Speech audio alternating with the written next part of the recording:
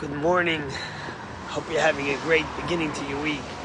So in this week's Torah portion, we read about the day after Yom Kippur, after Moses went up and pleaded with the Almighty to forgive the Jewish people, and then he came down with the second tablets on Yom Kippur. The Jews were forgiven. And then on the day after Yom Kippur, it says, "Vayakel Moshe et kol kahal adat Yisrael." Moses gathered congregated the entire assembly of the Jewish people. And the question is, we have two words for a congregation in Hebrew. One is Vayakel Kihila, which means a congregation, and one is Eda, which means an assembly. And the question is, why does it say Moses congregated the whole assembly? Why shouldn't it say the opposite? Moses assembled the whole congregation. Why one over the other? And why not just use one and not both? He says Kihila and Eda, congregation and assembly. And the second question is, why is the first thing he tells them about Shabbat? This past Friday night, we had the most remarkable Friday night dinner. We were 250 people from our community. Unfortunately, we didn't have room for more, but God's willing, we'll do it more often. But it was a remarkable celebration of life, of Judaism, of community, of unity.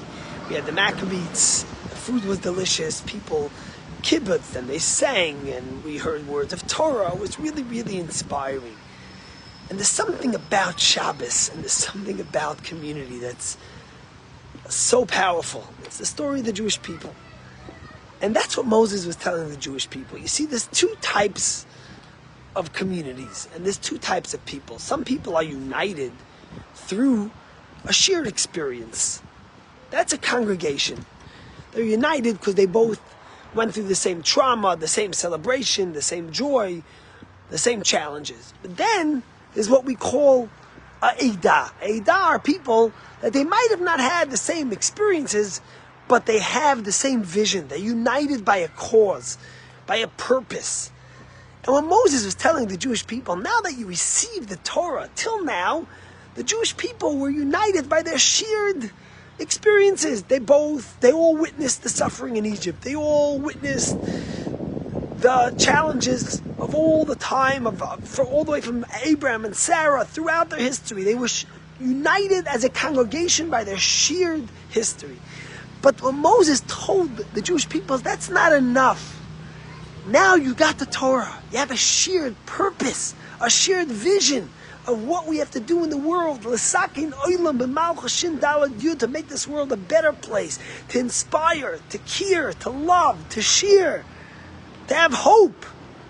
We have a shared destiny now. It's not just a shared experience. So Moshe gathers, Vayakel Moshe. Moshe congregates those who were here till now through a shared experience at Kol HaEdah. He gives them a vision, a hope for the future, you see. And that's the power of Shabbos. And that's why the first thing he tells them is Shabbos. Because if you come into our shul on Shabbos, if you were with us Friday night by dinner, you'll know one thing. There were people that are from the former Soviet Union, from Russia, from Ukraine. There were people from Israel. There were people from South Africa. There were people from America. There were people from Mexico. There were people from Cuba. There were people from South America. From wherever you wanted, there were people. But what brought them together? Because Shabbos unites us all. We all come into the shul. We read the same Torah. We say the same prayers. We have the same hopes and vision and dreams and aspirations as the Jewish people. So by Yakel Moshe congregated all those that were there for a shared experience and gave them that hope and vision, because that's the truth of what unity really will be for the Jewish people. What unites us? What gives us that future? What has made us tick for 3,300 years? It's not only our shared experiences. That's important. You can't have a vision without that shared experience. But we need the Eidah, we need the vision. And that's the gift of the Torah that the Jews got on Yom Kippur. And the next day, Moses gathered them to explain them that things have now shifted from only a shared experience to also a shared vision. There's an old anecdote that I've told you before about Albert Einstein.